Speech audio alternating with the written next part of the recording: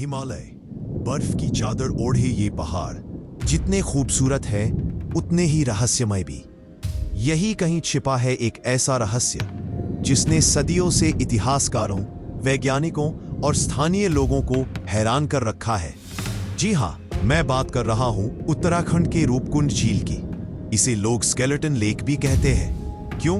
क्योंकि इस झील में हर साल जब बर्फ पिघलती है तो पानी के नीचे से धीरे धीरे उभरने लगते हैं इंसानी कंकाल, सैकड़ों की संख्या में। किसी के सिर की खोपड़ी, किसी के हाथ पांव की हड्डियां, जिन्हें देखकर लगता है जैसे कोई भयानक मौत का मंजर अचानक ठहर गया हो।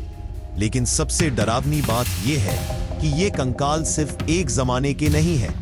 डीएनए टेस्ट बताता है कि ये लोग अलग अलग जगह से आए थे, अलग अलग समय में मरे थे और फिर भी सब इसी झील में कैसे पहुंचे। क्या ये किसी युद्ध की निशानी है, या फिर किसी देवता का शाप, या हिमालय की बेरहम ठंड और बर्फीला तूफान जो इन्हें निगल गया?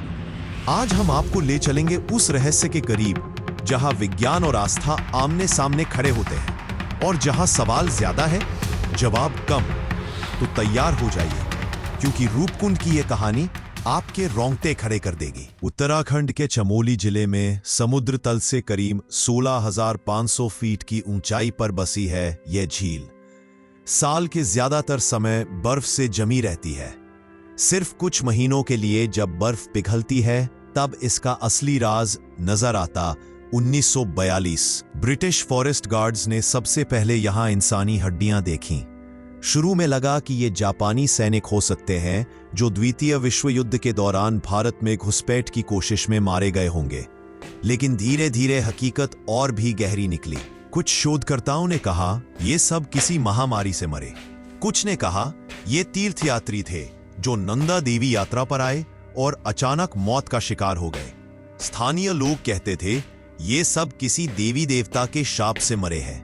गढ़वाल क्षेत्र की लोक कथा। राजा जसधवल अपनी रानी बलम्पा और सेवकों के साथ नंदा देवी की यात्रा पर निकले थे। उन्होंने यात्रा के नियम तोड़े, शराब पी, नृत्य किया और पवित्र झील में अशुद्धि फैलाई। नंदा देवी क्रोधित हो गई और आकाश से बर्फ और पत्थरों की वर्षा हुई। यात्रा दल का हर इंसान वहीं मारा गया। आज भी स्थानीय लोग इसे देवी के श्राप की कहानी मानते हैं।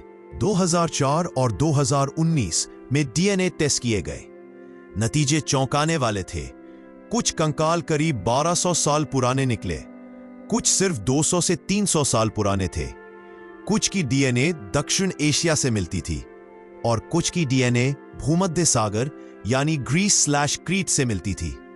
मतलब यह सिर्फ स्थानीय लोगों की मौत नहीं थी, बल्कि अलग अलग जगहों के लोग अलग अलग समय में इसी झील में क्यों मरे। कुछ वैज्ञानिक मानते हैं कि यह लोग बर्फीले तूफान हेलस्टॉर्म का शिकार हुए, क्योंकि कई खोपड़ियों में गोल चोट के निशान मिले। ऐसा लगता है मानो आकाश से क्रिकेट बॉल जितने बड़े ओले गिरे हों और सबको वहीं मार डाला हो। कुछ का मानना है कि यह लोग किसी सैन्य दल का हिस्सा थे। पहाड़ों में रास्ता भटक गए और ठंड, भूख और बीमारी से मारे गए।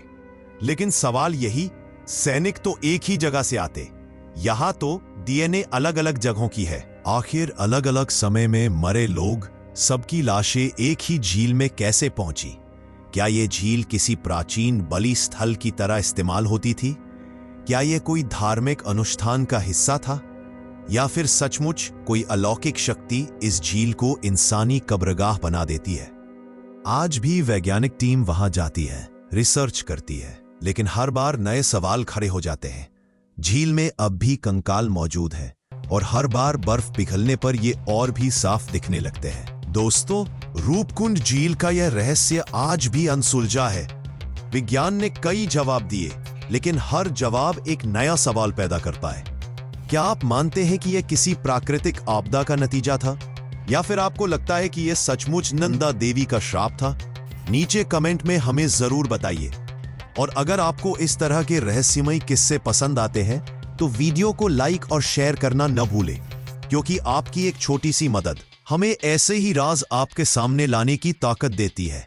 साइंड, हिमालय का ये स्केलेटन लेक आज भी अपनी खामोशी में अनगिनत चीखें समेटे हुए हैं। बर्फ की तहों में दबी हुई वो हड्डियां, आज भी गवाही देती है कि इंसान कितना भी शक्तिशाली क्यों ना हो, प्रकृति के आगे हमेशा छोटा ही रहता है। शायद आने वाले वक्त में विज्ञान इस रहस्य का पूरा सच उजागर कर दे, लेकिन तब तक रूपकुंड झील हमें यही याद दिलाती है कि कुछ कहानियां रहस्य बने रहने के लिए ही होती है।